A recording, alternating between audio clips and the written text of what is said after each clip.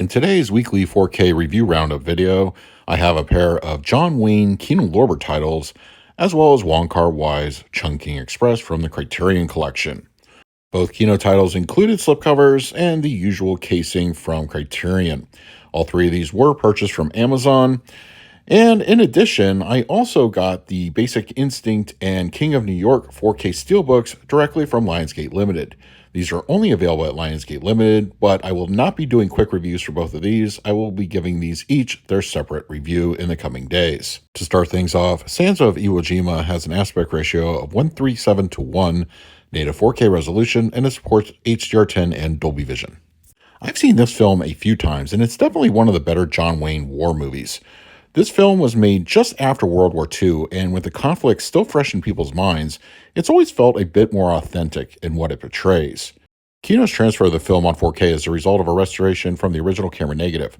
The source is in good condition, though the secondary shots and B-roll footage is in pretty rough shape, and it's easy to see which is which.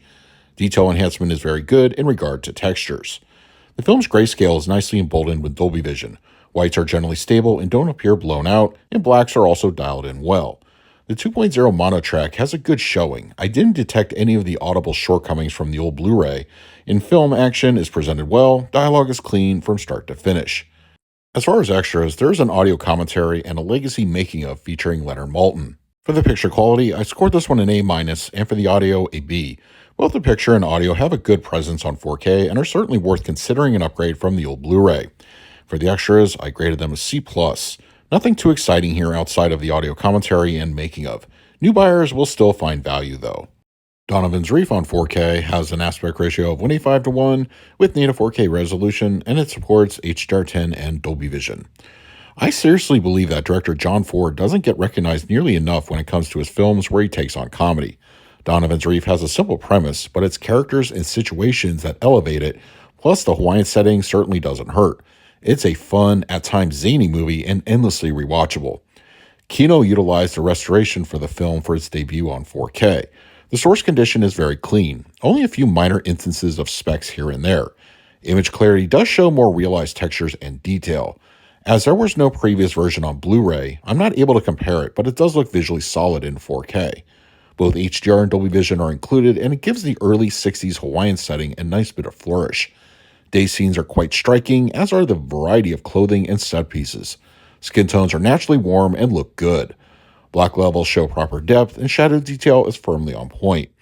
As for the audio, the 2.0 mono track doesn't disappoint in its overall delivery. The source is clean, and in-film action comes across well, and dialogue reproduction is clear. A pair of new audio commentaries are included, as well as a John Ford short film on the Blu-ray disc.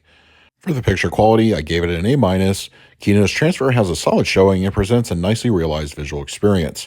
The audio, I scored a B. It's clean, no issues, and sounds good from start to finish. And the extras, I scored them a C+. Both commentaries add some insight to this fun comedy. Chungking Express from the Criterion Collection has an aspect ratio of 166:1 with native 4K resolution, but no HDR is supported. Out of the many of Wong Kar-wai's films, Chungking Express is in my top 3. The film is divided up in 2 segments, both variations of a love story, and told through the director's unique style. If anyone is thinking of dipping their toe into his films, this is one I would recommend. The movie's 4K release from Criterion utilizes the same restoration that was available on the previously released box set. The source is clean, and I found image clarity to be very nice and notably improved over the Blu-ray. As such, textures show more depth across the board. There is no HDR included, so the palette is generally the same as was presented in the previous edition. As you can see from these screenshots, the color timing and palette are identical. The same Cantonese 5.1 is included, and it's just as energetic as ever. The film often has a frantic pace, and it's reflected well in its sound design. Audio cues push through the surrounds fairly well, and dialogue is crisp. The same extras that were available in the box set have ported over here, which includes some deleted scenes, featurettes, and a trailer. For the picture quality, I scored this one a B. While the picture does exhibit better clarity over the previous Blu-ray, the lack of HDR doesn't add anything to the palette over the old disc. New buyers will benefit though. I scored the audio an A-. The soundtrack is fun and frantic and an enjoyable experience. The extras I graded an A- as well. There are some good behind-the-scenes features included, but nothing new was added for this release. So that was the weekly review roundup for April 17th, 2025. I will leave direct Amazon links in the comment section. And now it's your turn in the comment section to let us know, what did you pick up this week? Sound off down below. And finally, a special thank you to my Patrons for your continued support. So until next time, this is Adam with Movie Guy 365. I will see you at the movies.